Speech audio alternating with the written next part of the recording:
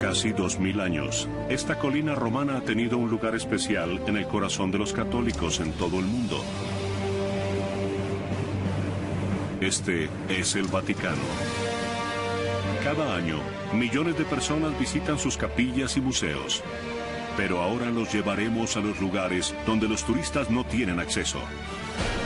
Tras puertas cerradas de uno de los lugares más misteriosos y reservados del mundo. El Vaticano es la sede central de la Iglesia Católica a nivel mundial. Es donde el Papa vive y trabaja. Buenos días. Y difunde el Evangelio a más de 1.000 millones de fieles. Los llevaremos más allá de la Basílica, donde el Papa vive sus momentos más íntimos, y a los rincones más oscuros que guardan los secretos de esta antigua institución. Acompáñennos en esta travesía a través de la historia, desde los huesos del primer apóstol de Jesús, ocultos durante siglos en las profundidades de las catacumbas bajo la Basílica de San Pedro, pasando por los archivos secretos del Vaticano y su relación con Abraham Lincoln y la Guerra Civil, hasta una alianza única que contribuyó a la caída del comunismo. Durante 20 siglos, el Vaticano ha estado relacionado con casi todos los acontecimientos históricos importantes. Les presentamos al Vaticano que no conocen.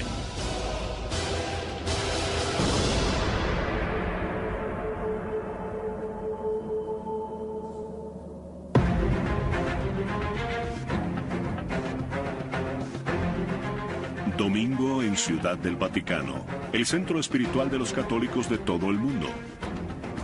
Pero hoy no es un día normal en la Santa Sede. Se realizan los preparativos. Se refuerza la seguridad.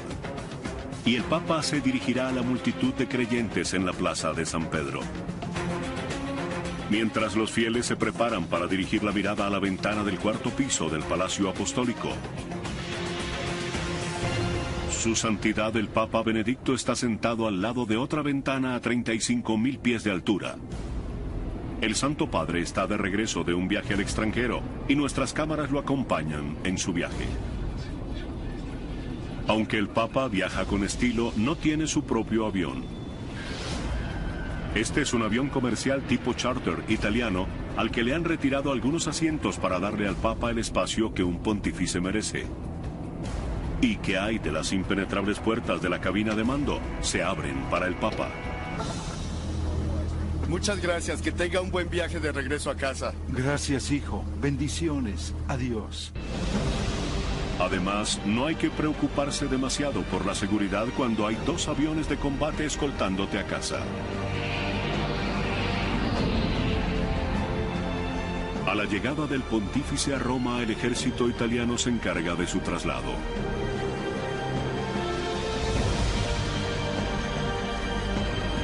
Vuelan por encima del tráfico de Roma hasta su hogar en el Vaticano. Mientras su santidad está en camino, los secretarios personales del Papa Benedicto, Georg y Miroslav, se preparan para su llegada.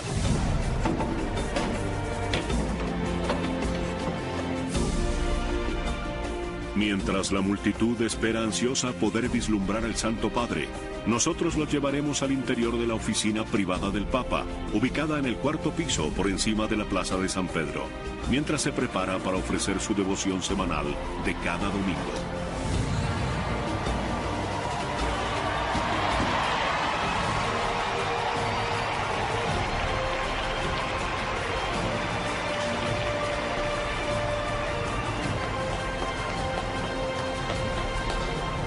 Queridos hermanos y hermanas, la lectura del Evangelio de este domingo es una bella tradición, aunque es muy difícil ver al Papa desde abajo en la plaza. Solo se observa una pequeña figura vestida de blanco. Es muy conmovedor.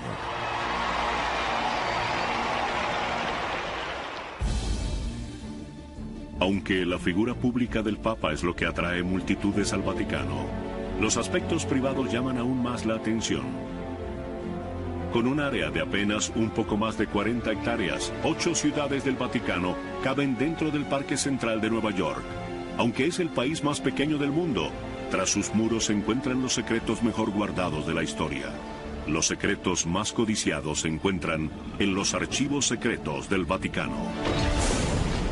Durante siglos, las bóvedas secretas del Vaticano han sido objeto de especulaciones y teorías conspirativas. Algunos creen que albergan valiosos objetos robados en Jerusalén durante las cruzadas. Otros alegan que contienen documentos que demuestran que el Vaticano fue condescendiente con los nazis. Y el novelista Dan Brown se hizo famoso al sugerir que en dichos archivos podría haber pruebas de que Jesús fue padre de un niño.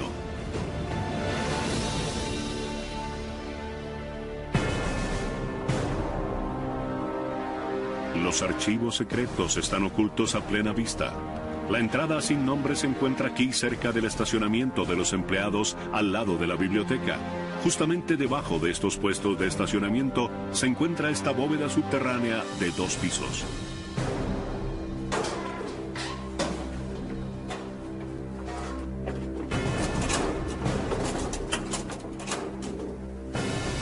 Solo los archivistas tienen acceso al interior de las bóvedas de los archivos.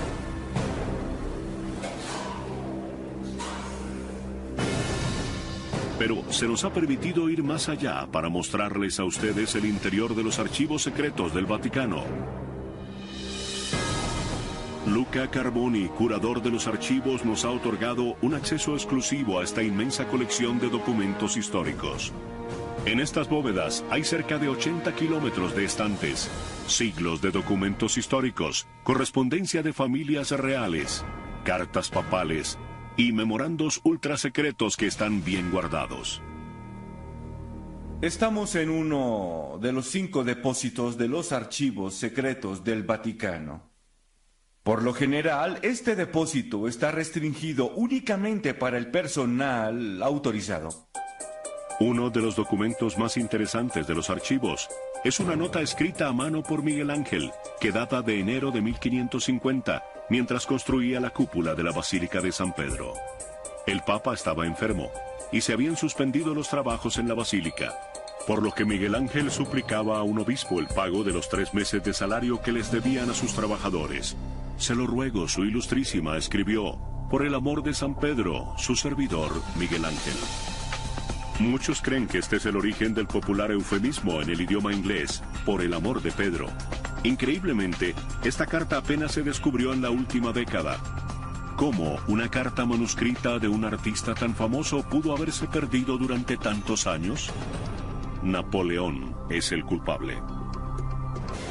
En 1808, Napoleón estaba cerca de lograr su meta de dominar toda Europa.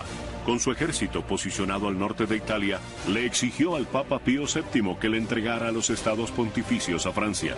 La respuesta del Papa fue la excomunión de Napoleón, por lo que éste ordenó que arrestaran al Papa. Luego, para afianzar su poderío sobre el papado, Napoleón ordenó el traslado de todos los archivos secretos a París. El Papa y los archivos secretos permanecieron encerrados durante casi 5 años. Tras la caída del Imperio Napoleónico en 1815, el Papa Pío quedó en libertad, pero el costo de transportar los archivos de regreso a Roma era muy alto. Por lo tanto, el cardenal que estaba a cargo de recuperar los archivos quemó algunos documentos. Otros miles se vendieron a mercaderes parisinos, quienes los utilizaron para envolver pan y pescado. Así que no es de extrañar que en la actualidad los archivistas continúen descubriendo documentos perdidos. Todavía estamos clasificando y ordenando los archivos. Por eso creo que aún quedan muchos documentos por descubrir. Pero, ¿cuáles son? No lo sé. Nuestras cámaras tienen acceso exclusivo a una serie de cartas privadas que se encuentran en los archivos. Las cartas ofrecen detalles asombrosos sobre la relación del Vaticano con Estados Unidos, como por ejemplo, esta carta casi nunca vista de la época de la Guerra Civil, que es tan frágil que se debe manipular con guantes blancos. Esta es una carta del presidente de los Estados Unidos de Norteamérica, Abraham Lincoln, al Papa. Data del año 1863. Esta es una carta formal, una carta burócrata en la que Lincoln le presenta al Papa a su enviado especial.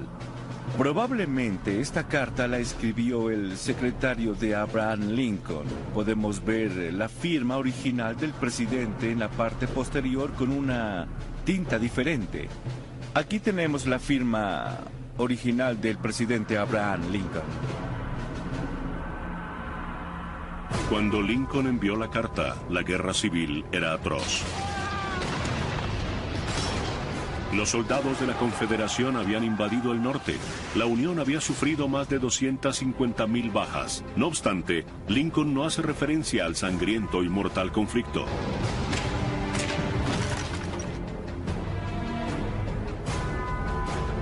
En ese mismo año, 1863, el Papa recibió otra carta del rival del presidente Lincoln. Esta carta dirigida al Papa describe vívidamente el horror de la guerra civil en curso y las desgracias que había traído a personas inocentes. El remitente, Jefferson Davis, presidente de los Estados Confederados de Norteamérica. Esta no es una carta formal o burocrática como la carta de Lincoln. Es una carta en la que Davis le escribe al Papa el horror de la guerra. Probablemente la verdadera intención de esta carta era que el Papa reconociera los Estados Confederados. Sorprendentemente, pocos meses después el Papa Pío respondió al líder de la Confederación. El Papa respondió y llamó a Davis Presidi Federatarum Americae Regionum. Esto significa presidente de los Estados Confederados. Muchos consideran que el Papa Pío reconoce a la Confederación al llamar presidente a Davis, lo que desencadena una crisis diplomática en Washington.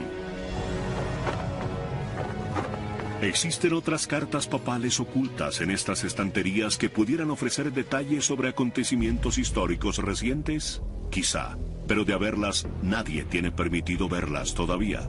Los archivos y documentos de Juan Pablo II no están disponibles para consultarlos. Los documentos personales del Papa Juan Pablo II, quien murió en 2005, estarán resguardados en esta celda hasta el 2080. Aquí se encuentran todos los archivos que se produjeron durante el periodo del pontificado de Juan Pablo II. Según establece la norma, los archivos secretos no pueden revelar ningún documento relacionado con un papa hasta 75 años después de su muerte. Los archivos personales del papa, que aún están restringidos, sumados a miles de documentos que restan por descubrir, hacen que los historiadores del mundo esperen con ansia conocer qué otras historias revelarán los archivos. La Plaza de San Pedro es la parte más conocida del Vaticano. Pero detrás de esta famosa columnata yace una nación entera creada para servir a Dios y dirigida por un hombre. La Ciudad del Vaticano es un estado aislado rodeado de misterios. Aunque sus plazas y museos están abiertos al público, gran parte del país está fuera del alcance de los visitantes. Es el hogar del Papa y sede del gobierno que dirige, la Santa Sede. Como líder, su poder es absoluto. A fin de cuentas, según la doctrina católica, viene directamente de Dios. La joya más preciada del Vaticano es la Basílica de San Pedro. Su nave cubre 2,2 hectáreas, un área mayor a la de un portaaviones. Los tesoros artísticos que se encuentran en su interior atraen a millones de visitantes cada año.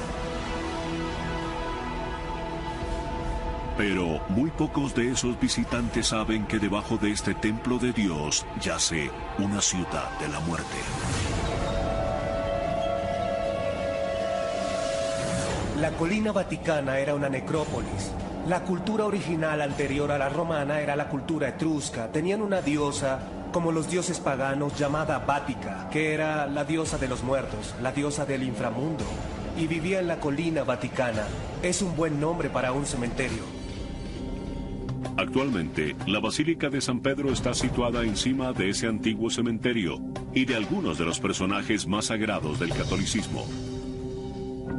Justamente debajo de la cúpula de Miguel Ángel se encuentra la entrada a un laberinto de cavernas donde por lo general no se admiten cámaras. Conduce al que quizás es el tesoro más preciado del Vaticano. El cardenal Angelo Comastri, arcipreste, director de la basílica, nos guiará a través de sus grutas y nos mostrará el confesio.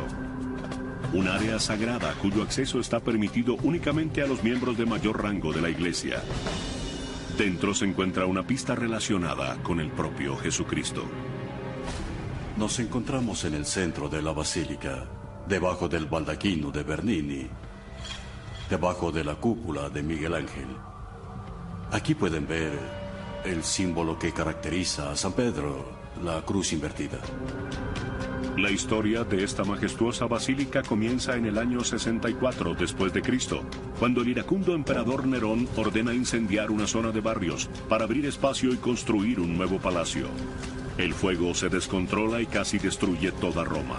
Nerón necesitaba un chivo expiatorio.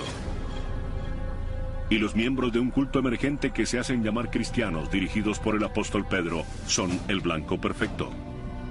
Pedro era un forajido. El hecho de ser cristiano en ese periodo de tiempo, en los inicios del Imperio Romano, se consideraba una traición, era un delito. Nerón acorraló a los cristianos y ordenó ejecutarlos públicamente, incluso a Pedro, su líder de 64 años, el primer discípulo de Jesucristo. Según la leyenda, Pedro pidió que lo crucificaran al revés. Sentía que no era digno de morir como su Salvador. Se dice que Pedro fue enterrado en una tumba poco profunda en la colina vaticana. Con el paso de los siglos, esa tumba se perdió. En el siglo IV, el cristianismo ya se había popularizado, tanto así que el emperador romano Constantino construye una nueva iglesia en la colina vaticana. Aunque no se sabía la ubicación exacta de la tumba de Pedro, la iglesia se construye donde los rumores indicaban que estaban sus huesos. Constantino se dirige hacia donde le indican las leyendas locales y construye la primera basílica de San Pedro. No es inteligente conmemorar de una manera física el sitio donde se encontraba Pedro. Recordemos que la población era analfabeta. En el siglo XVI el papado se ha tornado rico y poderoso. Y comienza la construcción de una nueva iglesia digna de su poderío. Esta nueva basílica de San Pedro es la obra maestra del Renacimiento que aún permanece sobre la basílica original y sobre la supuesta tumba de San Pedro. El cardenal Comastri nos llevará a las profundidades de las grutas donde aún permanecen algunas ruinas de la antigua basílica. Nos dirigimos hacia el lugar más sagrado de la Basílica de San Pedro. El más sagrado lugar es la Capilla Clementina, donde se encuentran el altar original y el corazón de la antigua basílica. Pedro murió aquí. Aquí fue la crucifixión de Pedro. Su sangre impregnó toda la tierra de esta colina. La sepultura de Pedro es la razón por la que se construyó la basílica. Digamos que este es el cofre que guarda el tesoro de la basílica. El tesoro encontrado aquí no es oro ni plata, sino algo mucho más valioso, que aún yace enterrado debajo del altar de la capilla. Fue aquí en 1939 que se hizo un increíble descubrimiento durante el papado de Pío XII. Cuando los obreros excavaban debajo del suelo de la gruta para abrir espacio para la tumba de Pío XI, comenzaron a desenterrar ladrillos antiguos con misteriosas inscripciones y luego hallaron huesos. Durante décadas, arqueólogos del Vaticano excavaron en secreto debajo del suelo de la antigua basílica. Lo que hallaron es increíble. Debajo de la nave de la Basílica de San Pedro había un cementerio de la época de Cristo. A través de un pasadizo, al lado de la Capilla Clementina, el cardenal Comastri nos ofrece una visita exclusiva a este laberinto de catacumbas antiguas que solía estar oculto. Ahora podemos observar de cerca el resultado de la excavación que ordenó Pío XII. 9 metros debajo del altar de la Basílica de San Pedro, los arqueólogos descubrieron un nicho en cuya pared hallaron grabados rudimentarios. Son inscripciones hechas por los cristianos en los años 200 o 300 después de Cristo. Descubrieron una inscripción muy famosa en griego que decía Petros Eni, Pedro está aquí. Pero ¿son estos grabados antiguos realmente prueba fehaciente de que este es el lugar donde descansa Pedro? También hallaron una abertura cubierta por completo de mármol, lo que indica que algo muy precioso se encontraba en ese compartimiento. Dentro del nicho había una caja llena de huesos. Al estudiarlo se demostró que eran los restos de un hombre de entre 60 a 70 años de edad, la edad de Pedro cuando se convirtió en mártir en la colina vaticana. En los huesos había rastros de hilos morados y dorados, característicos de las vestiduras de un cadáver enterrado en una tumba sencilla y fuerte indicio de que estos son los restos de San Pedro. Las posibilidades de que estos sean los huesos del apóstol Pedro son muy altas, pero sí es seguro que esta es la tumba de Pedro.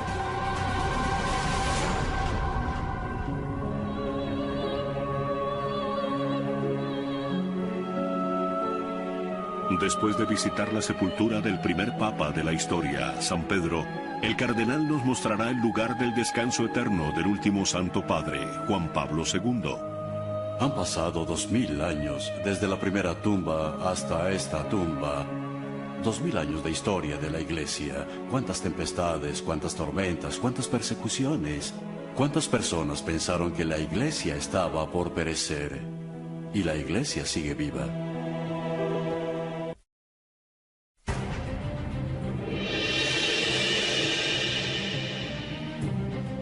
Julio de 2009. Hoy se hará historia en el Vaticano. El Papa Benedicto XVI espera un invitado muy especial. Con solo 6 meses de mandato, el presidente de los Estados Unidos, Barack Obama, tiene muchos asuntos pendientes, una economía en crisis y un polémico debate sobre el sistema de salud. Sin embargo, ha venido aquí para reunirse con el Papa.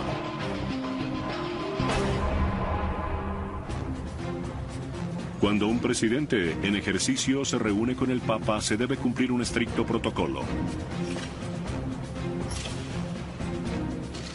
Se toman fotografías. Se intercambian obsequios. Es precioso. Creo que debemos buscarle un sitio de honor. Según la tradición del Vaticano, las mujeres deben vestir de negro y llevar velo. Pero al concluir los fastuosos actos protocolares, el presidente y el Papa se sientan a conversar seriamente. ¿Por qué los presidentes sienten la obligación de reunirse con el Papa? A fin de cuentas, Estados Unidos no mantiene relaciones diplomáticas de alto nivel con ninguna otra religión.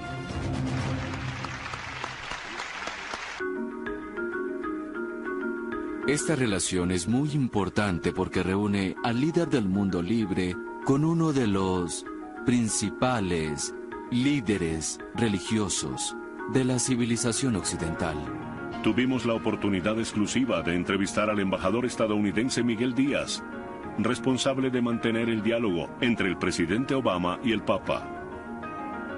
No nos relacionamos con la Santa Sede bajo la perspectiva de una relación con la institución religiosa. Nuestro interés es la política exterior.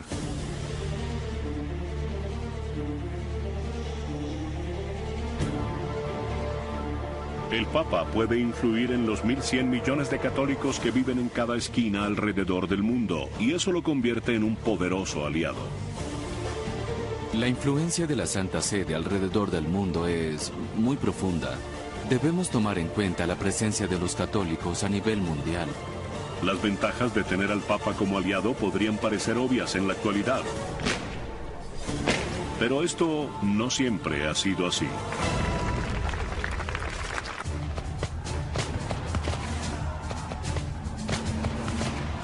Estados Unidos fue creado por hombres que lucharon y derramaron su sangre por la libertad de culto. Los padres fundadores eran renuentes a relacionarse con el Vaticano. Consideraban a la Iglesia Católica como una institución represiva contraria a la Ilustración. Había cierto recelo hacia el Papa. Para ellos hacía parte de una conspiración a nivel mundial para suprimir las libertades por las que estos nuevos estadounidenses habían luchado tanto. La desconfianza de Estados Unidos hacia el Vaticano continuó durante gran parte del siglo XIX. En 1850 el Papa Pío IX donó una piedra de mármol para la construcción del monumento a Washington. La noche en que llegó, una turba enfurecida anticatólica tomó la piedra papal, la destruyó y luego la arrojó al río Potomac. Con el paso de los años, la Casa Blanca se mantuvo alejada del Vaticano, recelosa del poder del Papa. Esos temores llegaron al límite en 1960, cuando John F. Kennedy se postuló a la Casa Blanca, apenas el segundo candidato católico de un partido mayoritario. Algunos electores temían que se convirtiera en un títere del Papa. Su iglesia ha declarado que tiene el privilegio, el derecho y la responsabilidad de guiar a sus miembros en diferentes aspectos de la vida, incluso en el ámbito político. No soy candidato presidencial de la Iglesia Católica. Soy candidato del Partido Demócrata y además soy católico. No hablo en nombre de mi iglesia en asuntos públicos. Y la iglesia no habla en mi nombre. Y desde luego ningún poder o amenaza de castigo lograrán obligarme a que actúe de otra manera. En las elecciones presidenciales más reñidas en más de 40 años, Kennedy vence a Nixon en las urnas. 8 meses más tarde, Camelot visita el Vaticano. Al llegar a Roma, Kennedy recibe una calurosa bienvenida.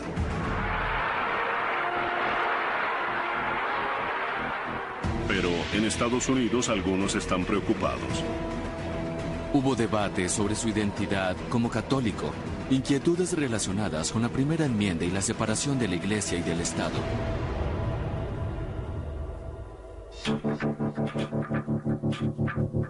Kennedy sabe que el país tiene la mirada puesta en él. Cuando conoce al Papa, no besa el anillo papal según la tradición. En su lugar, Kennedy le da la mano. Los estadounidenses captan el mensaje. Kennedy no pondrá su religión por encima de su país.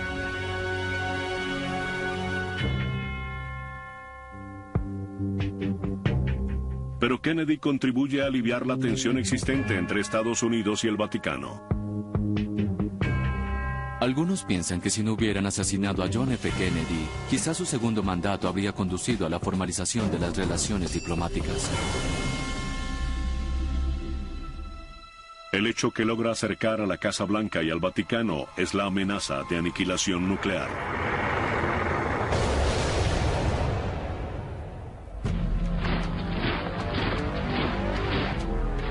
Cuando la Guerra Fría entre Estados Unidos y la Unión Soviética lleva a las superpotencias al borde de la Tercera Guerra Mundial, el Vaticano demuestra que puede ser un aliado estratégico de Estados Unidos.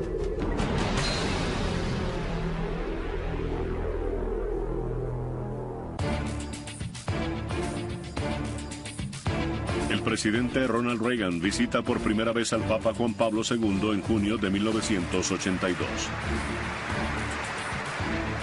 El político conservador y el pontífice polaco llegan a la conclusión de que comparten una convicción, que el comunismo es una amenaza para los derechos humanos en todo el mundo. Muchos historiadores consideran que estos dos personajes históricos se unieron para lograr una meta en común. Evidentemente, la caída del comunismo y la caída del muro de Berlín era algo a lo que ambos mostraban mucha resistencia.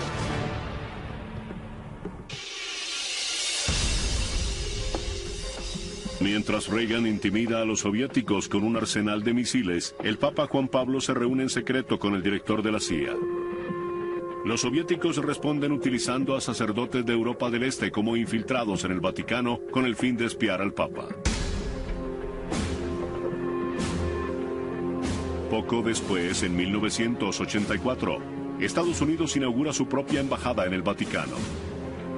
5 años después cae el muro de Berlín. Y se inicia un nuevo capítulo en la relación del Vaticano con Estados Unidos.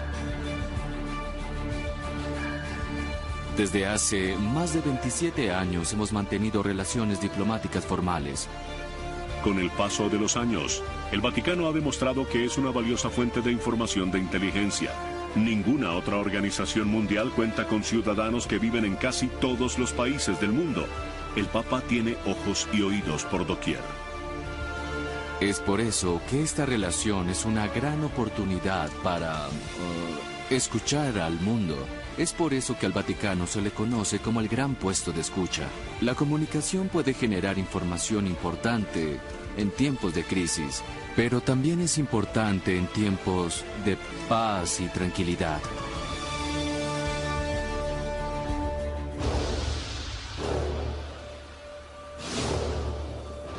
Para los espías de inteligencia estadounidenses, este puesto de escucha se ha convertido en un recurso de suma importancia. Una vez más, Estados Unidos y el Vaticano se enfrentan a un enemigo común. En 2008, Osama Bin Laden lanza una amenaza de muerte contra el Papa Benedicto. Luego vino la publicación de unos dibujos en el marco de una nueva cruzada en la que el Vaticano juega un papel muy importante y de larga data. Irónicamente, luego de los temores que se generaron a raíz de la religión católica del presidente Kennedy, es un comandante en jefe metodista quien más se acerca al Papa.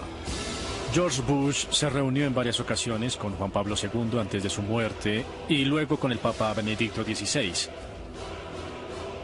Eran hombres que pertenecían a dos iglesias con amplias diferencias y denominaciones diferentes, pero que compartían una visión cristiana del mundo y un compromiso con lo que ellos consideraban un valor universal. De manera que se formó una especie de baluarte contra el islamismo radical en la era del terrorismo. Esa fue una alianza clave. El 16 de abril del año 2008, el presidente Bush fue el anfitrión de una fiesta de cumpleaños para el Papa Benedicto en el jardín de la Casa Blanca. George Bush realmente no escatimó esfuerzos. Fue una visita fabulosa. Nunca lo olvidaré.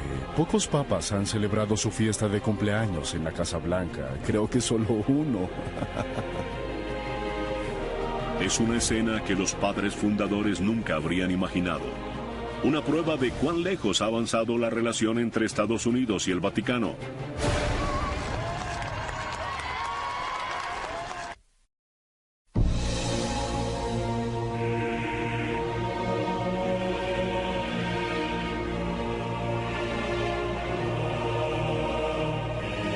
Amanece en el Vaticano.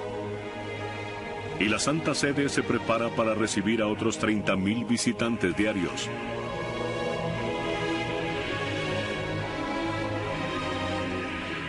Pero mientras la plaza de San Pedro comienza a llenarse de turistas, arriba, los asistentes personales del Papa lo ayudan a prepararse para el ritual más sagrado.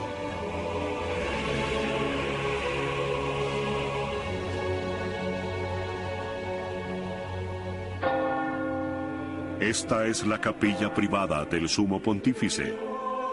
Todos los días a las 7 de la mañana, el Santo Padre celebra una misa privada. Benedicto XVI es el 256º Papa de una sucesión de papas de casi 2000 años de antigüedad. La palabra papa no entró en uso sino varios siglos después de Cristo. Proviene del griego papa, que significa padre, y el Papa es el Santo Padre. Es una denominación de honor. Él es el vicario de Cristo, el representante de Cristo en la tierra.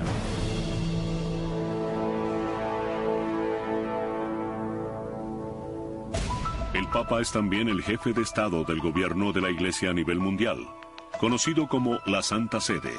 Los cardenales, hombres elegidos personalmente por el Papa, dirigen la Santa Sede. Su nombre no proviene del ave, más bien el nombre del ave viene de ellos. El rojo brillante simboliza la sangre que ellos están dispuestos a derramar al servicio del Santo Padre. Nadie puede dirigir una comunidad de 1.100 o 1.200 millones de fieles alrededor del mundo. Así que establecieron una superestructura administrativa. La figura del Papa es necesaria para que sirva de mediador y de árbitro alguien que tenga la última palabra. Su santidad es también el jefe diplomático de la Iglesia. Hace un llamado a los líderes mundiales y ejerce la influencia de los católicos sobre quienes están al mando. Las apariciones de la Virgen han sucedido En el año 2008, el Papa Benedicto viajó a Nueva York para dirigirse a las Naciones Unidas. Durante su visita tomó prestado el helicóptero de la Marina del presidente y fue protegido por el servicio secreto. Era apenas la cuarta vez que un papa visitaba el organismo internacional y el Papa Benedicto recibió una cálida bienvenida.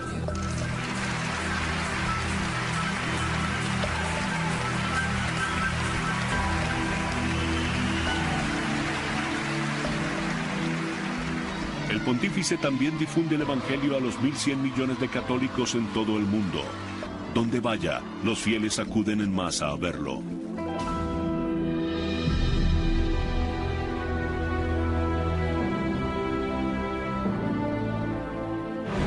En ocasiones más sombrías, como la visita a la zona cero con los socorristas, su sola presencia sagrada trae consuelo.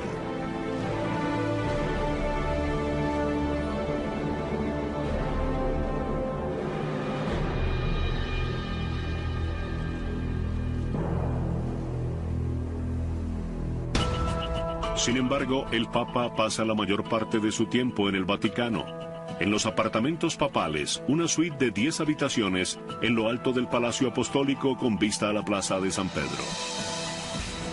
Buenos días. En esta toma exclusiva dentro del estudio privado del Papa Benedicto, podemos dar un vistazo a la jornada de trabajo cotidiana del pontífice, quien recibe ayuda en todo momento de sus dos secretarios personales, los monseñores Miroslav Morsecki y Georg Ganswein, o el apuesto George, como han decidido bautizarlo los conocedores del Vaticano. Aunque es un papa moderno, la tradición se apega a un enfoque clásico. Al redactar cartas papales y decretos, el Papa Benedicto no necesita una computadora. Todos sus documentos son escritos a mano con tintero y pluma fuente. A pocos pasos de la oficina del Papa se encuentra su salón privado. En su comedor privado ofrece con frecuencia cenas íntimas, en compañía de cardenales y otros invitados.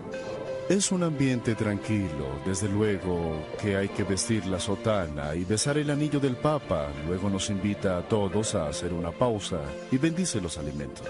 Señor, bendice estos alimentos que vamos a tomar y que sean de beneficio para nosotros. Luego nos sentamos y compartimos la comida, algo sencillo, pero muy agradable. Las dos cocineras personales del Papa preparan sus comidas, pero una de las cosas favoritas del Papa Benedicto no necesita mucha preparación: refresco de naranja. En ocasiones, después de un largo día, su santidad se dirige a su sala de estar donde le gusta relajarse y mirar las noticias. El Papa Benedicto también tiene un piano en su sala, y aunque no tiene mucho tiempo para tocarlo, a veces se escucha música de Schubert desde los apartamentos papales.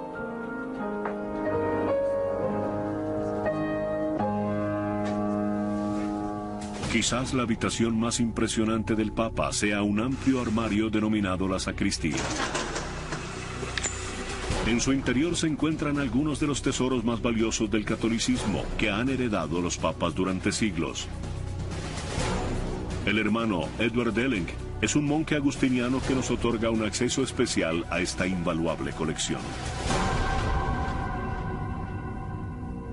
Esto no es un museo, es un tesoro, donde se conservan los objetos más preciados del Papa. El Papa actual todavía utiliza algunos de estos artículos. Según la tradición de varios siglos de antigüedad, él y otros dos monjes están a cargo de cuidar las vestiduras, mitras y otros accesorios del Papa.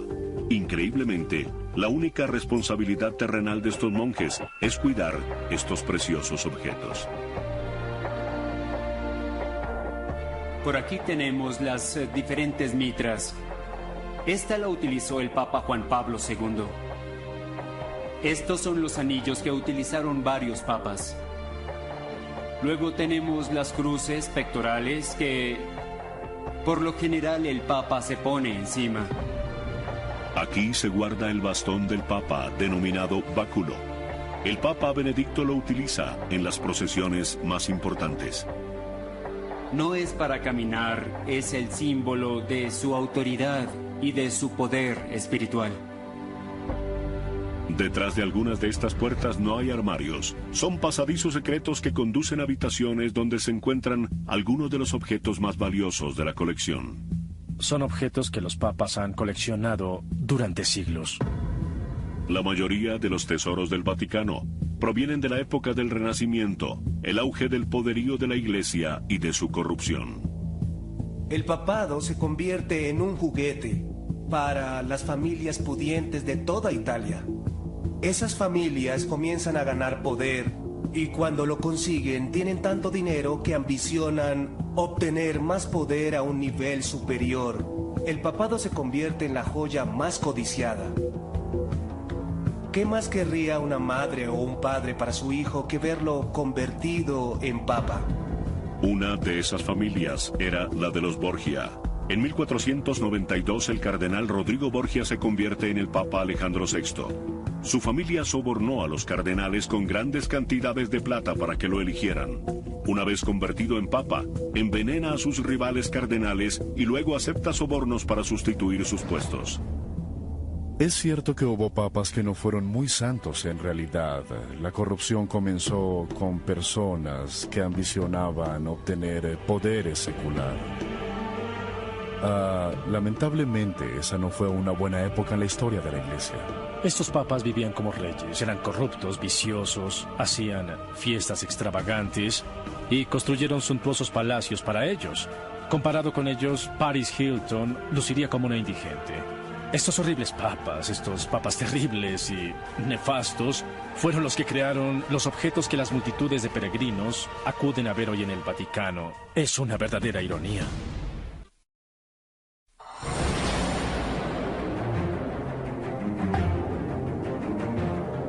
En el interior del Vaticano se encuentra una habitación. Esta contiene los tesoros más valiosos del Papa. Las vitrinas de la sacristía papal están llenas de preciosos objetos en plata y oro, invaluables obsequios de monarcas europeos que tienen siglos de antigüedad. Y esta es apenas una fracción de la riqueza de la Iglesia.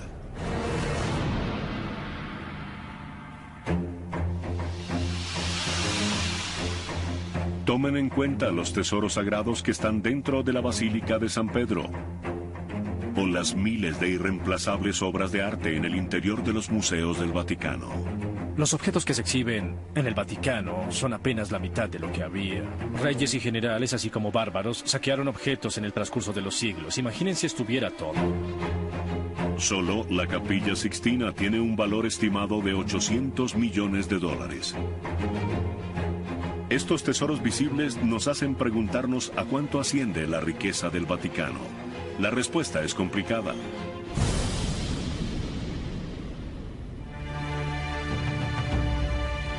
La gente visita el Vaticano y piensa, la iglesia es rica. Pero muchos de esos objetos son obras de arte sacro. No se pueden robar una pintura del Vaticano y venderla, ni ofrecerla en eBay. Son piezas invaluables. El fastuoso arte que vemos en el Vaticano se originó en el auge del poderío del papado durante el Renacimiento.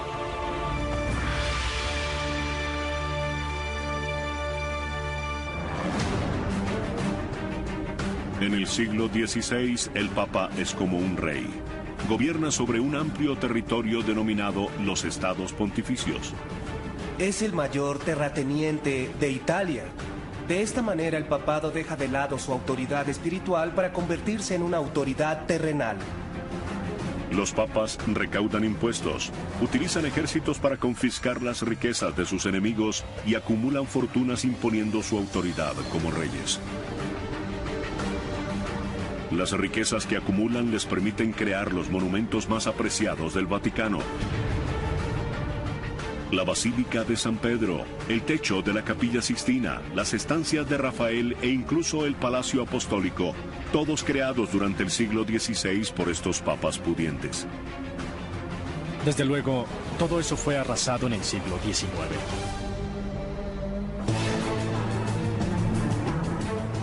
En 1870 el imperio del Papa se derrumba.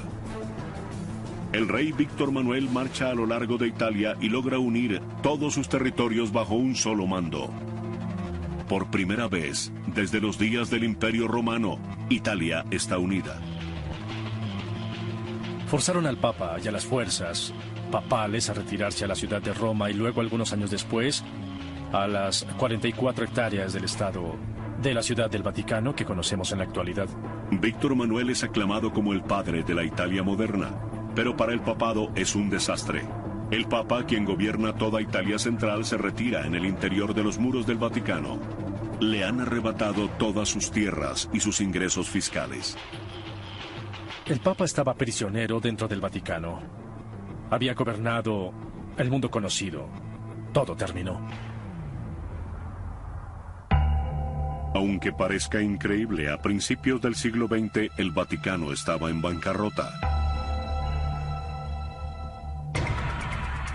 Finalmente, en 1929, Italia acuerda permitirle al Vaticano constituirse como un país independiente y le paga al Papa $92 millones. 1.100 millones de dólares actuales como compensación por la pérdida de los estados pontificios. Con ese capital inicial y las donaciones de católicos en todo el mundo, el Vaticano comienza a recuperar sus finanzas. Entonces, ¿cuánto dinero tiene el Vaticano actualmente? La mayoría de las respuestas se pueden encontrar en este importante edificio de 4 pisos. Detrás de la Basílica de San Pedro se encuentra el Palacio de la Gobernación, el Capitolio de la Ciudad del Vaticano. Sus enormes puertas casi nunca se abren para quienes no sean empleados oficiales del Vaticano. Pero al subir al segundo piso, encontraremos la oficina del presidente de la Gobernación. Yo le reporto al Santo Padre, claro. El Santo Padre es la cabeza de este pequeño estado. El Papa está a la cabeza del Vaticano, pero el cardenal Giovanni Laiolo es quien dirige las operaciones del día a día en el estado de la Ciudad del Vaticano, incluso las finanzas. Estamos a cargo de todo lo que respecta a la vida cotidiana de una ciudad pequeña que también es un estado. Somos responsables de la seguridad, respondemos por el orden en el país, del tráfico, y también velamos por los museos. Sin embargo, según las cifras del presupuesto del cardenal, la Ciudad del Vaticano no percibe muchos ingresos. Nuestros ingresos provienen de la boletería de los museos del Vaticano, de 2 pequeñas tiendas que tenemos para nuestros empleados y de la emisión de estampillas y monedas de euro. Eso es todo. Ni siquiera se recaudan impuestos. No hay impuestos. El estado de la Ciudad del Vaticano es el país más feliz del mundo en ese sentido.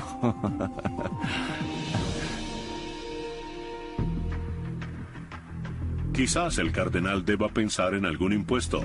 Según el presupuesto del año 2009, los gastos de la Iglesia Católica alrededor del mundo fueron de $320 millones y solo obtuvo $315 millones en ingresos. En los últimos 2 años hemos tenido déficit. El hecho de que su presupuesto esté en rojo no implica que el Vaticano no tenga dinero.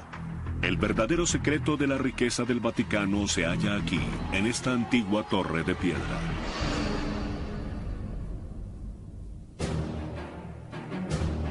Es la sede de una de las instituciones financieras más reservadas del mundo, el Instituto para las Obras de Religión, mejor conocido como el Banco del Vaticano. El Banco del Vaticano es una especie de institución independiente que administra fondos para órdenes religiosas, de sacerdotes y de ese tipo de asuntos alrededor del mundo. Los ahorradores del banco son empleados e institutos del Vaticano, así como otras organizaciones católicas. El banco invierte su dinero en varios fondos y todas las ganancias se utilizan para financiar obras religiosas en todo el mundo. El capital que maneja el Banco del Vaticano es un secreto bien guardado. Nadie sabe cuántos miles de millones de dólares están depositados en el Banco del Vaticano. En 1994, un funcionario del banco reveló que había alrededor de $4.000 millones en depósitos y quizá otros 1.000 millones en capital circulante. Pero son meras conjeturas.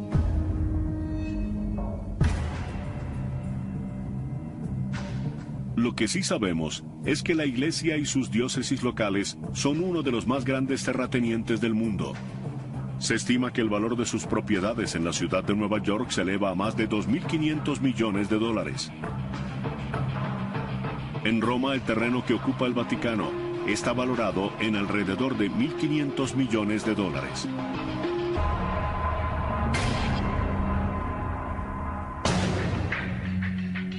Pero el Vaticano no va a vender todas las iglesias católicas en el mundo y no puede obtener grandes ganancias de las obras de arte sacro que se encuentran en sus basílicas y museos. Hay personas que dicen que deberían vender todas las obras y utilizar el dinero para ayudar a los pobres. Es una noble idea, pero las magníficas obras de arte del Vaticano son también una herencia cultural y un legado de Italia. El Papa se considera un protector de ese legado. Pero a pesar de las ganancias del Banco del Vaticano, nadie gana salarios elevados o bonos anuales.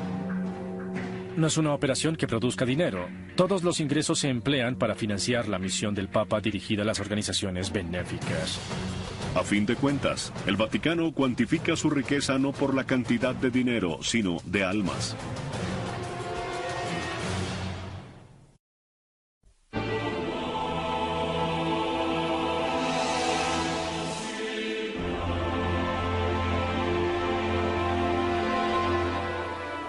Entre los miles de adoquines de granito en la plaza de San Pedro se halla una única losa blanca.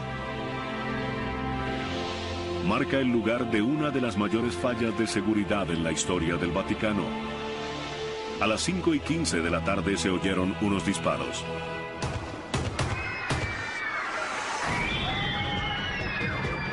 Le han disparado al Papa Juan Pablo II 4 veces a corta distancia. En un hospital cercano, los médicos lo operan durante 5 horas. El pistolero es un hombre turco de 23 años llamado Mehmet Ali Akka, un francotirador entrenado que recientemente había escapado de una prisión turca mientras cumplía una sentencia por homicidio.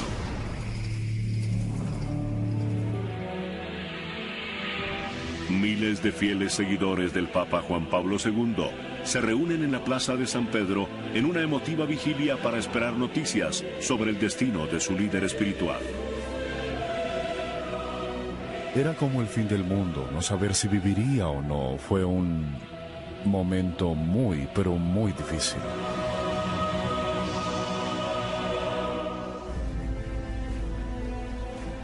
Para alivio de sus seguidores, el Papa Juan Pablo II logra una asombrosa recuperación.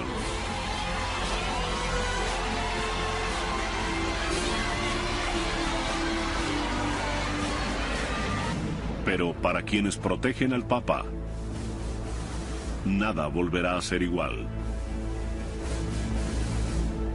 El atentado en el Vaticano obliga a implementar reformas drásticas de seguridad. Más adelante, en ese mismo año, el Vaticano implementa una nueva medida de seguridad que fascina al público. Se trata del Papamóvil.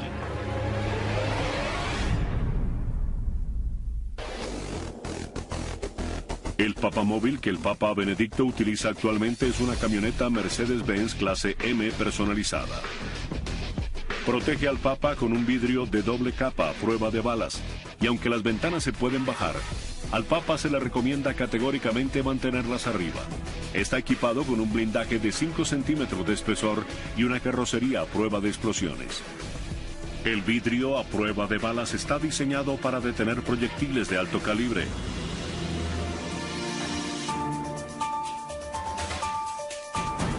Cuando celebra audiencias públicas en la Plaza de San Pedro, el Papa Benedicto prefiere utilizar un auto descapotable, lo que lo hace más accesible a la multitud y también pone nervioso a su cuerpo de seguridad.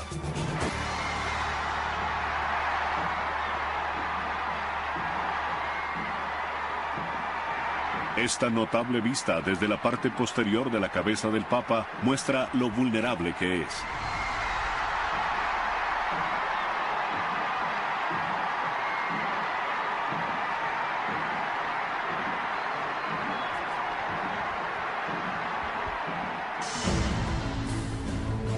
El principal responsable de su seguridad es el Dr. Domenico Gianni, director de la Gendarmería del Vaticano. El cuerpo de la Gendarmería es la policía del Estado del Vaticano y está a cargo de todos los asuntos relativos a la seguridad. Los miembros de la Gendarmería siempre están alerta porque, aunque parezca increíble, la Ciudad del Vaticano tiene la tasa de criminalidad más alta del mundo, si se mide en función de su escasa población. La razón es que los millones de turistas que visitan en masa la Plaza de San Pedro y los museos del Vaticano cada año son un blanco tentador para los carteristas. Pero la responsabilidad del director de la Gendarmería es garantizar la seguridad del Santo Padre. En la Nochebuena del año 2009, una mujer suiza de 25 años saltó sobre la barrera dentro de la Basílica de San Pedro.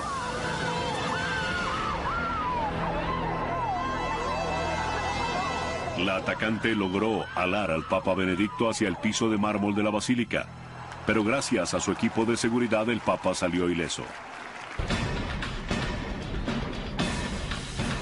Al estar expuesto a ataques como estos y amenazas contra su vida donde quiera que vaya, un cuerpo de seguridad vestido de civil parecido al servicio secreto de Estados Unidos acompaña al Santo Padre. Pero los gendarmes no son los únicos que protegen a su santidad. Una orden militar de élite ha defendido a los papas durante siglos.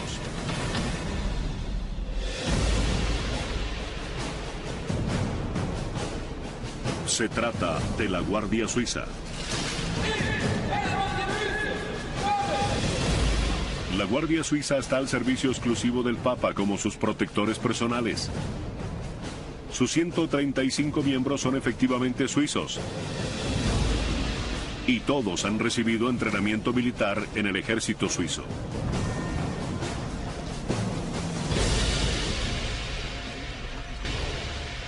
El cuartel de la Guardia Suiza está ubicado en el área más antigua del Vaticano, a pocos pasos de los apartamentos papales, lo que permite a la Guardia actuar con rapidez a la hora de defender al Santo Padre. El cabo Urs Breitenmoiser lleva 13 años protegiendo al Papa. Nos mostrará el interior de la armería de la Guardia Suiza, un lugar fuera de los límites de los turistas, donde se conservan las armas que durante siglos se han utilizado para proteger al Papa. Esto hace parte del Museo de la Armería de Armas Antiguas, que se han conservado desde el siglo XV. Lo más interesante de estos yelmos es que, como pueden ver, tienen el sello papal de Julio II, fundador de la Guardia Suiza. El origen de la Guardia Suiza se remonta al año 1505, cuando el Papa Julio II contrató su propia fuerza de mercenarios para protegerse. No se dejen engañar por su uniforme ceremonial. Quizás sea el ejército más pequeño del mundo, pero la Guardia Suiza es una verdadera fuerza militar. Los guardias suizos son tiradores muy hábiles. Han entrenado con rifles de asalto SG-550 y ametralladoras MP-7 con proyectiles capaces de perforar blindaje. ¡Fuego!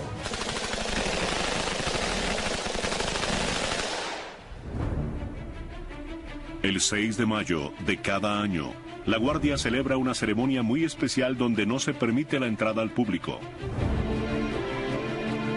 Es un ritual sagrado, pues el Papa juramenta a los nuevos miembros de la Guardia Suiza.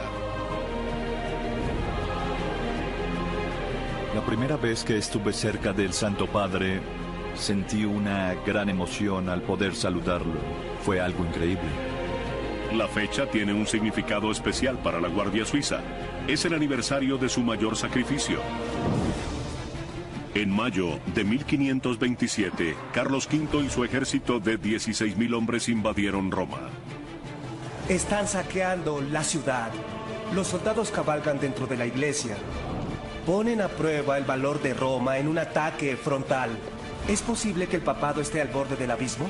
Superados en número y enfrentados a una muerte segura, 147 guardias suizos se mantuvieron firmes en las escaleras de la Basílica de San Pedro mientras saqueaban la antigua ciudad. Fueron masacrados, pero su misión fue un éxito. Mientras daban su vida por el Santo Padre, un destacamento de guardias escoltó al Papa Clemente a salvo fuera del Vaticano. Tuvo que huir para salvarse. Tuvo que salir corriendo y la Guardia Suiza, esos mercenarios fueron quienes lo salvaron. Huyó a través de un pasadizo secreto desde la iglesia hasta el castillo de Sant'Angelo. El Passetto di Borgio es una ruta de escape de 804 metros de largo construido dentro de una pared en el año 852. Este pasadizo, otrora secreto, conduce desde el Vaticano hasta el castillo de Sant'Angelo, fuertemente amurallado. Desde aquí el Papa Clemente resistió contra los invasores durante 8 días antes de rendirse, pero la Guardia Suiza y el Passetto habían salvado su vida.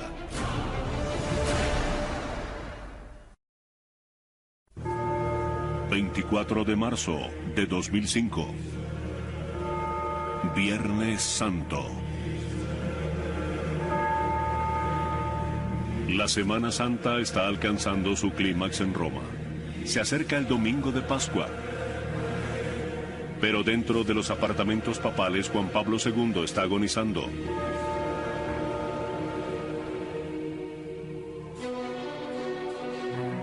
En la última estación de la tradicional procesión del Vía Crucis del Viernes Santo, en el Coliseo Romano, su imagen transmitida en vivo desde su capilla privada da la bienvenida a los fieles. No lo sabía. En lugar de ver a los fieles en su capilla privada, debió ver a los fieles que estaban en el Coliseo. Casi comienzo a llorar porque fue un momento muy conmovedor.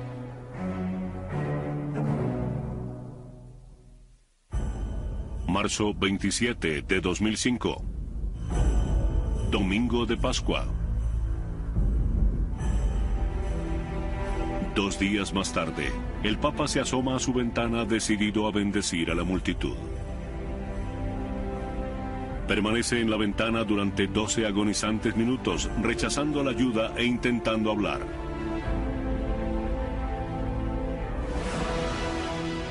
Esa sería su última aparición en público.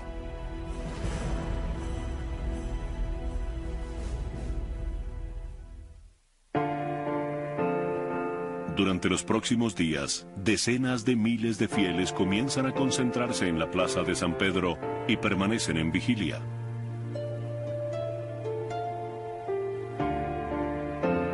El 2 de abril, cerca de las 3:30 de la tarde, el Papa le susurra a sus 2 fieles asistentes: «Permítanme partir a la casa de mi padre». Luego cae en coma. A las 9:37 de la noche, el Papa Juan Pablo II es declarado muerto. A las 9:37, nuestro Santo Padre, Juan Pablo II, ha regresado a la morada celestial del Padre Eterno.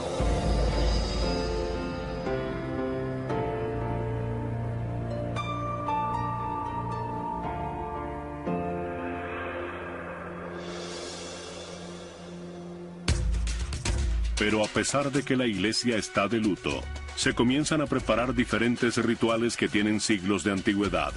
Rituales que garantizarán la transición del papado sin problemas. La muerte de un papa es el detonante de un sistema bien establecido. Se deben seguir ciertos procedimientos, no se puede dudar.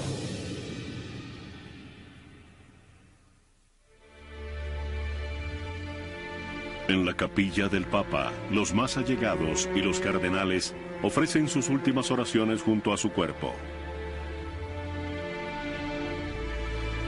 Luego se coloca el cuerpo en capilla ardiente en la Sala Clementina, donde dignatarios y jefes de Estado lo visitan para presentarle sus últimos respetos.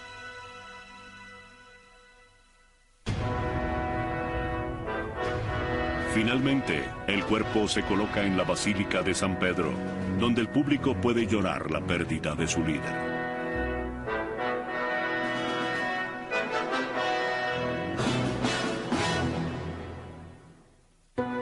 Según la tradición, el cuerpo del Papa se coloca dentro de un ataúd de ciprés. Las manos y el rostro se cubren con seda blanca. Al finalizar las últimas oraciones, descienden el cuerpo a las catacumbas debajo de la Basílica de San Pedro, su lugar del descanso eterno.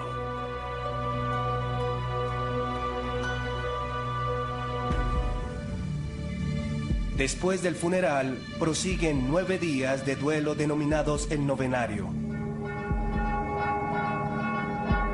Un Una de las razones de este retraso es asegurarse de que todos los cardenales de la Iglesia tengan tiempo suficiente para regresar a Roma. Deben regresar para cumplir con uno de sus deberes más sagrados, elegir el próximo sumo pontífice.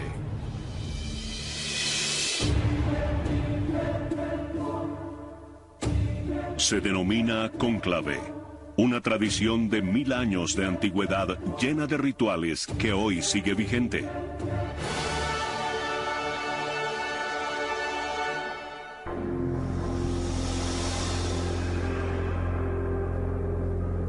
En esta histórica toma del cónclave más reciente en la Capilla Sixtina, los cardenales colocan la mano sobre la Biblia y juran mantener en secreto el procedimiento.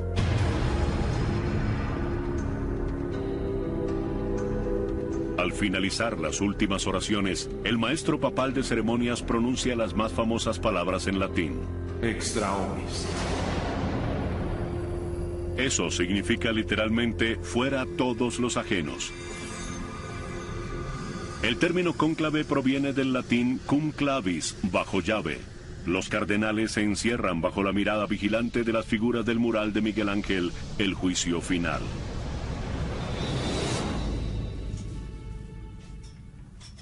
Dentro de la capilla, la votación comienza de inmediato. No hay política. Se sientan y en unas tarjetas en donde está impresa la frase Eligo in sumo pontifice, elijo como sumo pontífice a... escriben un nombre disimulando su caligrafía.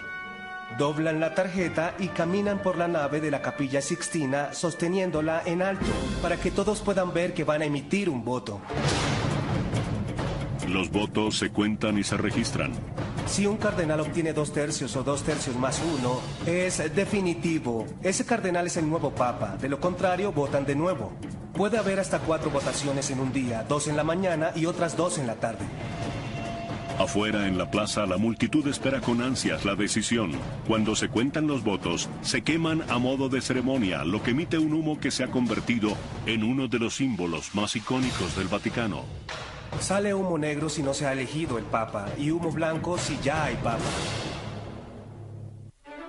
Esta popular tradición tiene solo 200 años de antigüedad y no siempre ha sido predecible. La elección de Juan Pablo II se anunció en medio de cierta confusión porque nadie estaba seguro de lo que indicaban las señales de humo provenientes de la parte superior de la Capilla Sixtina. Así que nadie sabía si aún había papa o no. La estufa que se utilizó en el cónclave del año 2005 tiene como objetivo lograr emitir bien las señales de humo. Colocaron un dispositivo de alta tecnología y 2 compartimientos diferentes para producir el humo. La estufa que utilizaron los cardenales en el último cónclave era muy compleja. Olvidaron abrir la campana, así que el humo se devolvió al interior de la Capilla Sixtina y comenzó a subir al techo y a cubrir los bellos murales de Miguel Ángel, los cuales habían limpiado y restaurado por primera vez en 400 años. Los cardenales miraban hacia arriba y pensaban, Dios mío, ¿qué hemos hecho?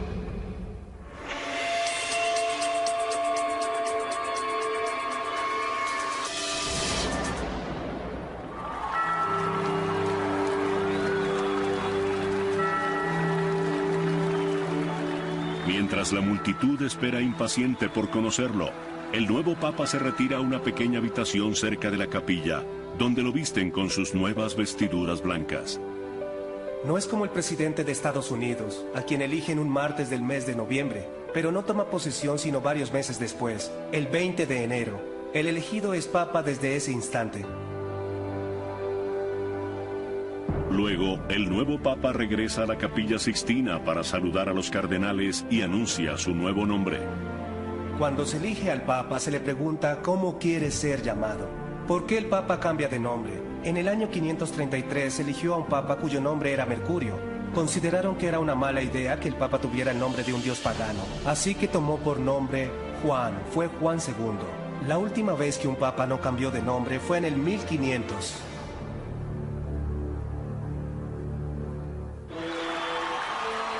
Al fin, la multitud se ve recompensada por su paciencia. El cardenal de 78 años, Joseph Ratzinger, se ha convertido en el Papa Benedicto XVI, un líder mundial, dirigente de una iglesia a nivel mundial con más de 1.000 millones de fieles.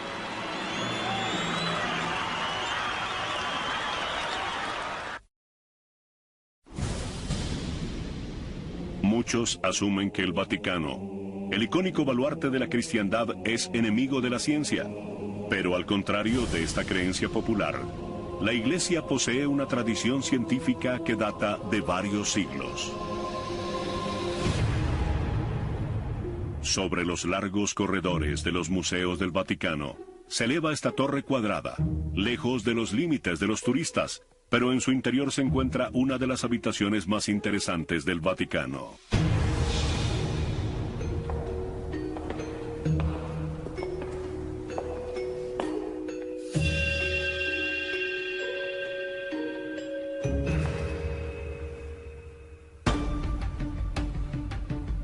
Se le conoce como la Torre de los Vientos y fue construida en 1580. En el año 45, Julio César instituyó el calendario juliano. Pero en la época en que se construyó la torre, había sospechas de que el calendario juliano estaba equivocado.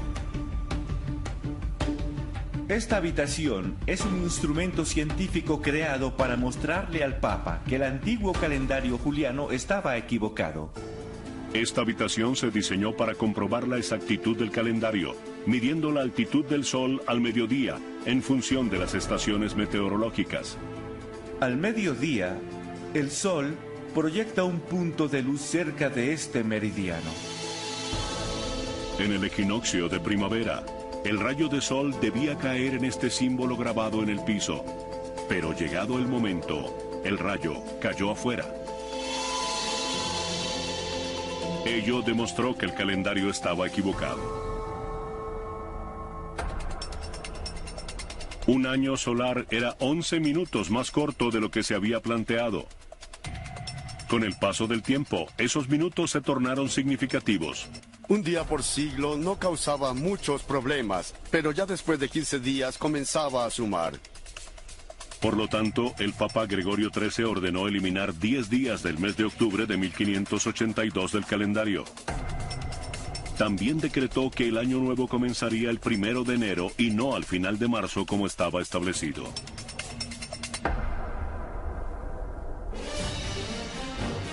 Las colonias protestantes estadounidenses tardaron en adoptar el nuevo sistema del Papa y utilizaron el antiguo calendario durante los siguientes 200 años, por lo que continuaron celebrando el Año Nuevo al final de marzo.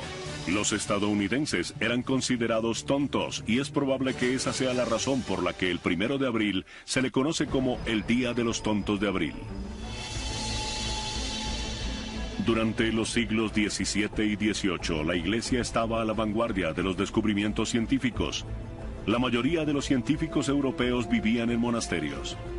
Quienes estudiaban las ciencias realmente eran los nobles, los médicos y los clérigos. ¿Cómo se le llama a la recopilación de datos? Trabajo clerical. ¿Por qué se llama así? Porque lo realizaban los clérigos. Pero fue justamente en este periodo de exploración científica que la Iglesia ganó la reputación de ser enemiga de la ciencia. Las personas utilizan el ejemplo de Galileo para alegar que la Iglesia está contra la ciencia. Galileo Galilei, conocido actualmente como el padre de la ciencia moderna, era un físico, astrónomo y matemático italiano del siglo XVII. Inspirado en las teorías de Copérnico, descubrió pruebas de que la Tierra en realidad giraba alrededor del Sol. La idea de que la Tierra giraba en torno al Sol y no al contrario, como se había pensado hasta ahora, infundió mucho miedo. El Vaticano no estaba preparado para aceptar ese hecho. Detrás de la decisión del juicio y la sentencia de Galileo había mucho temor y también era una cuestión de autoridad. No les gustó que Galileo les demostrara que estaban equivocados y que no hubiera cómo negarlo. Así que dijeron, sí podemos negarlo porque no es un hecho hasta que nosotros digamos que lo es. Compareció ante la Inquisición, bajo sospecha de herejía. Lo obligaron a retractarse públicamente de sus descubrimientos. Galileo fue sentenciado a arresto domiciliario, por lo que se vio obligado a mantener sus hallazgos a puerta cerrada durante el resto de su vida. El Vaticano ha progresado mucho desde la época de Galileo, y ya no asume que las palabras de la Biblia sean hechos científicos. Una característica de un libro científico es que dentro de 10 años estará desactualizado. La Biblia no ha perdido vigencia, por lo tanto la Biblia no es un libro científico y no ayuda en nada a intentar convertirla en un libro científico.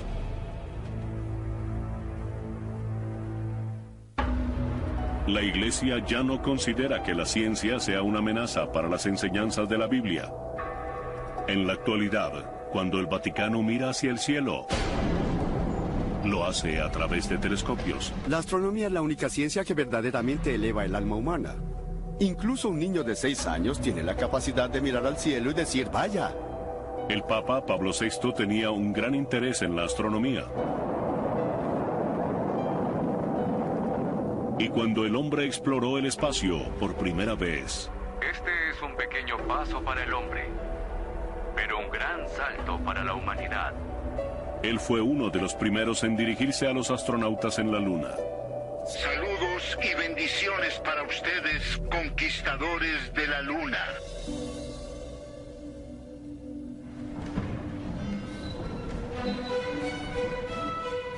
El observatorio del Vaticano se encuentra al lado de la residencia de verano del Papa en la localidad de Castel Gandolfo. Mírenlo bien porque no está en ninguna excursión. Desde aquí el Vaticano continúa su tradición de apoyar a los sacerdotes científicos. Trabajamos principalmente en proyectos científicos que la NASA u otras grandes organizaciones nunca financiarían, bien sea porque son especulativos, porque llevan mucho tiempo o porque no se puede tener un proyecto listo a tiempo para obtener un puesto vitalicio. No debemos preocuparnos por eso.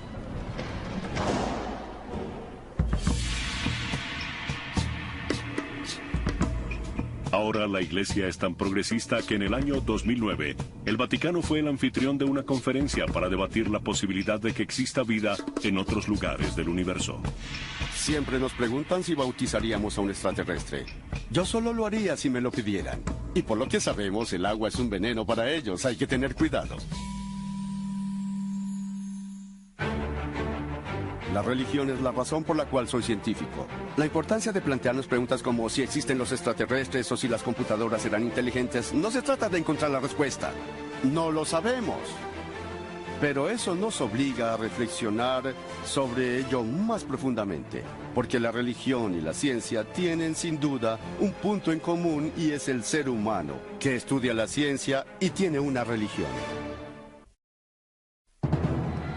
En la actualidad el Papa es una celebridad mundial. Donde quiera que vaya, multitudes de personas le dan la bienvenida. Bien sea por un profundo sentimiento de fe o por mera curiosidad. Pero al Papa no le interesa la fama, solo tiene un objetivo en mente.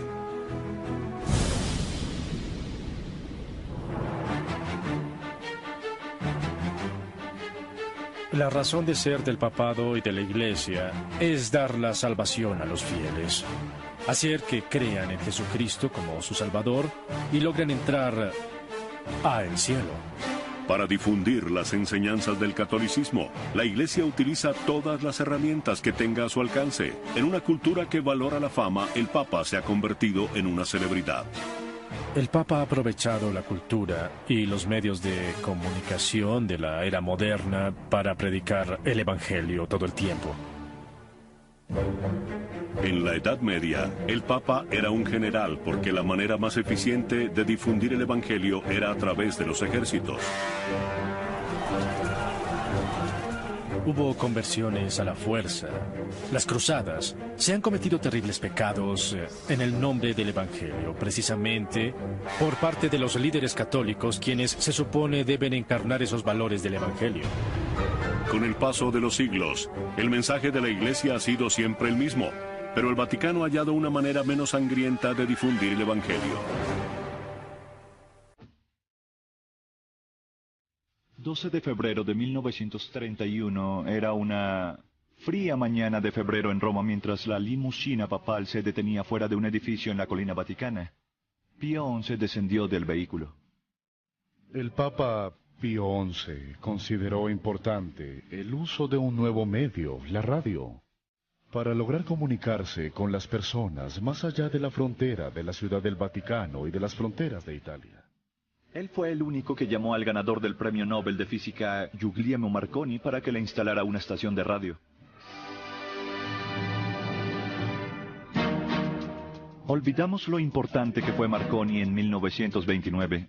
Él fue el Bill Gates de la tecnología, él fue el Graham Bell de la tecnología. Recibió una llamada del Papa Pío XI Y este le dijo, he oído hablar del nuevo invento. No entiendo cómo funcionan las ondas de radio, pero sí sé cómo me pueden ayudar. Pueden hacer llegar mi mensaje a los confines de la Tierra. Marconi trabajó durante 2 años para instalar Radio Vaticano, y este es el micrófono que Pío XI utilizó en la transmisión de su primer mensaje de radio. Por primera vez en la historia, los católicos alrededor del mundo podían realmente escuchar la voz del Papa. Hasta hace 150 o 200 años, la mayoría de los católicos no sabían quién era el Papa, ni siquiera su nombre. ¿Pueden imaginar entonces la emoción que significaba escuchar la voz del Papa? Eso era revolucionario.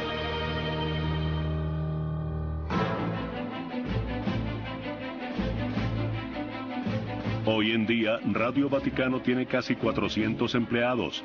Para el Papa sigue siendo la manera más efectiva de predicar el Evangelio. Sean Patrick Lovett está a cargo de transmitir el mensaje del Papa a los lugares más lejanos del globo, y hoy ha invitado a nuestras cámaras tras bastidores.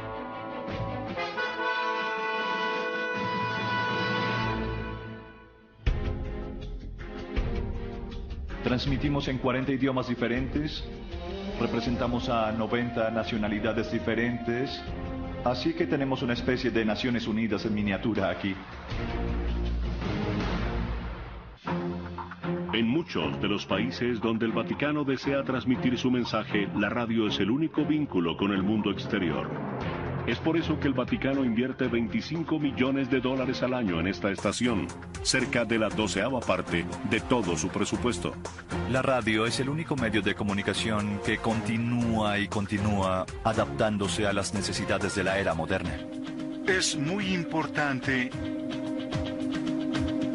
La radio es el medio que el Vaticano aún utiliza para llegar más allá de las fronteras. Pero fue la televisión lo que convirtió al Papa en una celebridad.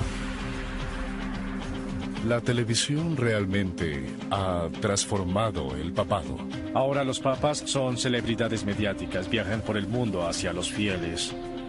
El Papa, en cierta manera, se ha convertido en el párroco de todos. El maestro indiscutible de los medios de comunicación fue Juan Pablo II. Las cámaras convirtieron a este carismático comunicador en uno de los papas más populares de la historia.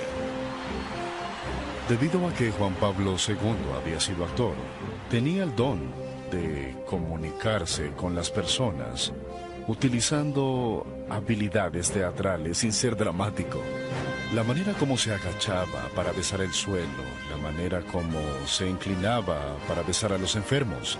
Él era un maestro de las acciones simbólicas, y esas actitudes eran perfectas para la televisión.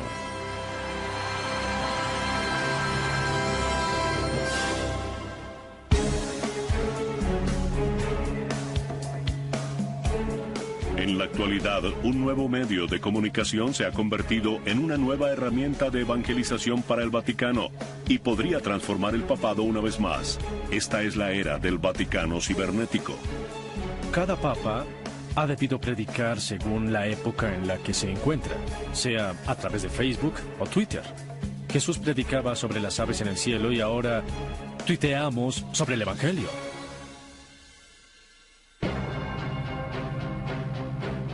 Durante casi 2000 años, el mensaje del Papa a las masas ha sido un diálogo en un solo sentido, pero ahora, gracias al Internet, las masas pueden responder. El mensaje sigue siendo el mismo, pero el medio ha cambiado.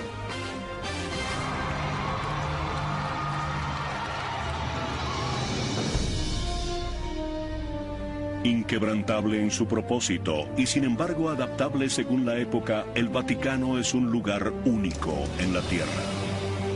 Es una entidad espiritual y sin duda ha habido cambios en estos 2000 años, pero la Iglesia es una constante moral y doctrinal en una sociedad de culto que cambia constantemente. La Iglesia continúa viva, no por la fuerza del hombre, o por la inteligencia del hombre, o tal vez por la riqueza de la Iglesia. La Iglesia vive gracias a una garantía divina. Lo que hace especial al Vaticano es su dedicación fundamental a algo que va más allá de sí mismo.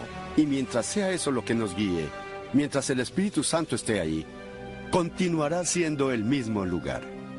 La Iglesia pretende estar en el mundo, pero no pertenecer a él. Y todos en nuestras vidas siempre debemos enfrentar lo que es importante a corto plazo y a largo plazo. Casi 2000 años, esta colina romana ha tenido un lugar especial en el corazón de los católicos en todo el mundo. Este es el Vaticano. Cada año, millones de personas visitan sus capillas y museos. Pero ahora los llevaremos a los lugares donde los turistas no tienen acceso. Tras puertas cerradas de uno de los lugares más misteriosos y reservados del mundo. El Vaticano es la sede central de la Iglesia Católica a nivel mundial. Es donde el Papa vive y trabaja. Buenos días. Y difunde el Evangelio a más de 1.000 millones de fieles. Los llevaremos más allá de la basílica, donde el Papa vive sus momentos más íntimos, y a los rincones más oscuros que guardan los secretos de esta antigua institución. Acompáñennos en esta travesía a través de la historia, desde los huesos del primer apóstol de Jesús, ocultos durante siglos en las profundidades de las catacumbas bajo la Basílica de San Pedro, pasando por los archivos secretos del Vaticano y su relación con Abraham Lincoln y la Guerra Civil, hasta una alianza única que contribuyó a la caída del comunismo. Durante 20 siglos, el Vaticano ha estado relacionado con casi todos los acontecimientos históricos importantes. Les presentamos al Vaticano que no conocen.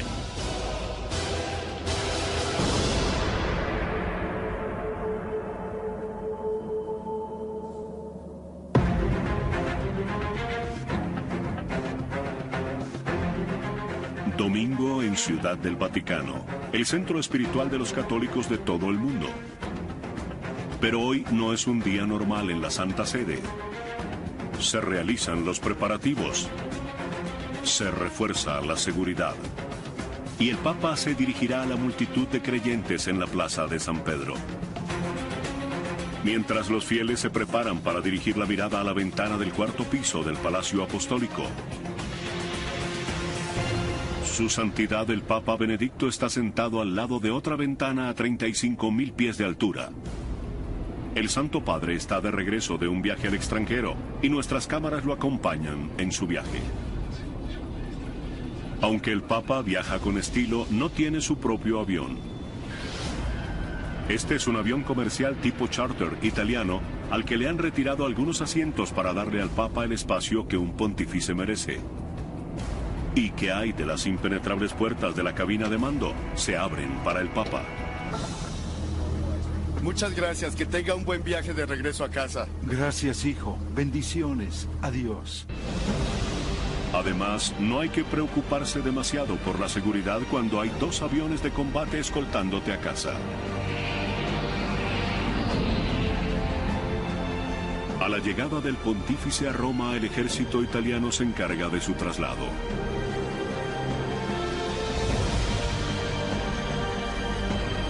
Vuelan por encima del tráfico de Roma hasta su hogar en el Vaticano. Mientras su santidad está en camino, los secretarios personales del Papa Benedicto, Georg y Miroslav, se preparan para su llegada.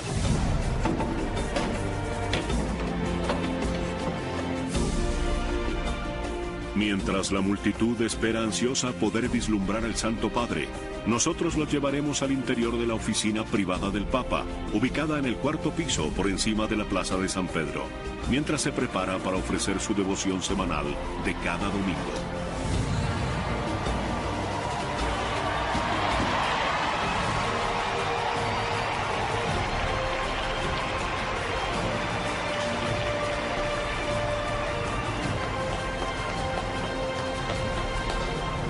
Queridos hermanos y hermanas, la lectura del Evangelio de este domingo es una bella tradición, aunque es muy difícil ver al Papa desde abajo en la plaza. Solo se observa una pequeña figura vestida de blanco. Es muy conmovedor.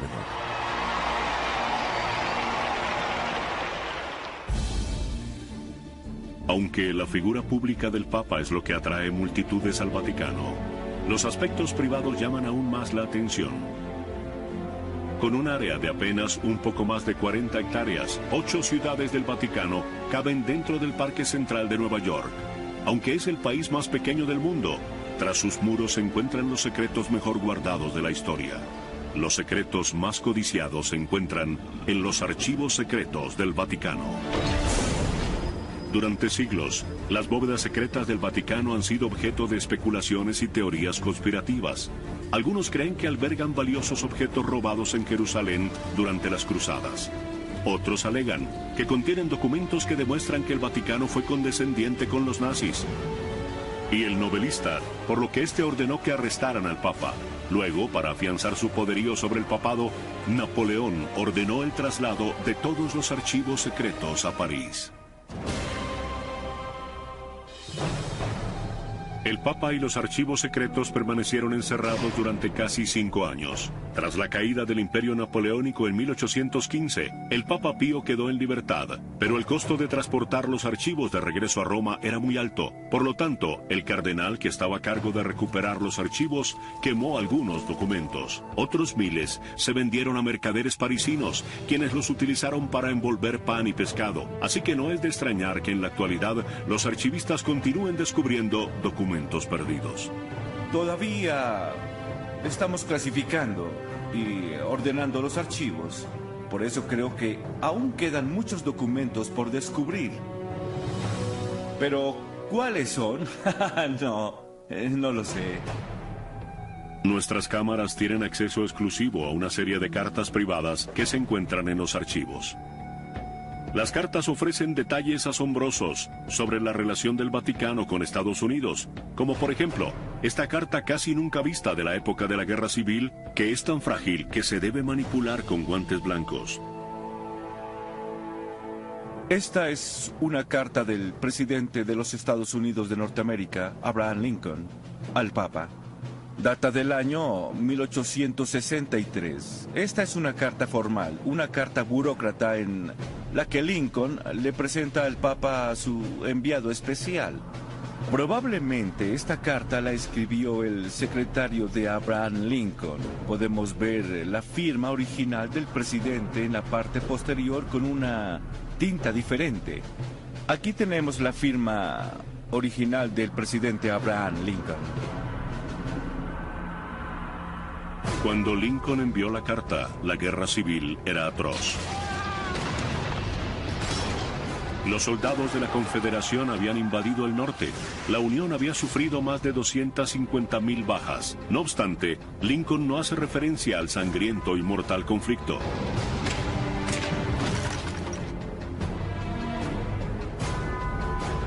En ese mismo año, 1863, el Papa recibió otra carta del rival del presidente Lincoln. Esta carta dirigida al Papa describe vívidamente el horror de la guerra civil en curso y las desgracias que había traído a personas inocentes. El remitente, Jefferson Davis, presidente de los Estados Confederados de Norteamérica. Esta no es una carta formal o burocrática como la carta de Lincoln. Es una carta en la que Davis le escribe al Papa el horror de la guerra. Probablemente la verdadera intención de esta carta era que el Papa reconociera los Estados Confederados. Sorprendentemente, pocos meses después el Papa Pío respondió al líder de la Confederación. El Papa respondió y llamó a Davis Presidi Federatarum Americae Regionum. Esto significa presidente de los Estados Confederados. Muchos consideran que el Papa Pío reconoce a la Confederación al llamar presidente a Davis, lo que desencadena una crisis diplomática en Washington. ¿Existen otras cartas papales ocultas en estas estanterías que pudieran ofrecer detalles sobre acontecimientos históricos recientes? Quizá, pero de haberlas, nadie tiene permitido verlas todavía. Los archivos y documentos de Juan Pablo II no están disponibles para consultarlos. Los documentos personales del Papa Juan Pablo II, quien murió en 2005, estarán resguardados en esta celda hasta el 2080. Aquí se encuentran todos los archivos que se produjeron durante el periodo del pontificado de Juan Pablo II. Según establece la norma, los archivos secretos no pueden revelar ningún documento relacionado con un papa hasta 75 años después de su muerte. Los archivos personales del papa, que aún están restringidos, sumados a miles de documentos que restan por descubrir, hacen que los historiadores del mundo esperen con ansia conocer qué otras historias revelarán los archivos. La Plaza de San Pedro es la parte más conocida del Vaticano. Pero detrás de esta famosa columnata yace una nación entera creada para servir a Dios y dirigida por un hombre. La Ciudad del Vaticano es un estado aislado rodeado de misterios. Aunque sus plazas y museos están abiertos al público, gran parte del país está fuera del alcance de los visitantes.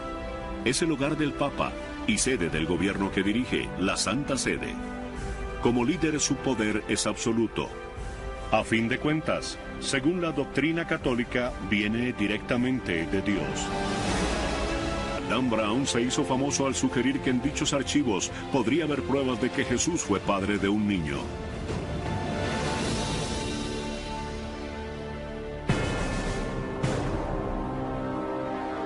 Los archivos secretos están ocultos a plena vista. La entrada sin nombre se encuentra aquí cerca del estacionamiento de los empleados al lado de la biblioteca. Justamente debajo de estos puestos de estacionamiento se encuentra esta bóveda subterránea de 2 pisos.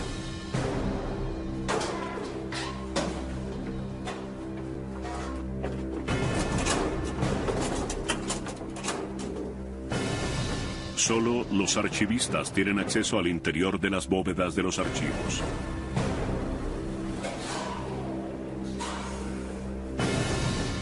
Pero se nos ha permitido ir más allá para mostrarles a ustedes el interior de los archivos secretos del Vaticano. Luca Carboni, curador de los archivos, nos ha otorgado un acceso exclusivo a esta inmensa colección de documentos históricos.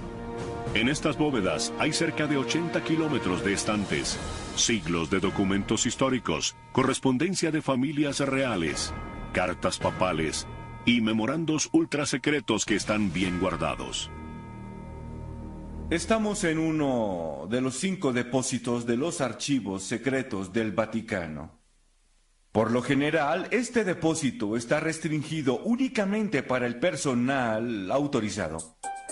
Uno de los documentos más interesantes de los archivos es una nota escrita a mano por Miguel Ángel, que data de enero de 1550, mientras construía la cúpula de la Basílica de San Pedro. El Papa estaba enfermo y se habían suspendido los trabajos en la Basílica, por lo que Miguel Ángel suplicaba a un obispo el pago de los 3 meses de salario que les debían a sus trabajadores. Se lo ruego, su ilustrísima, escribió, por el amor de San Pedro, su servidor, Miguel Ángel.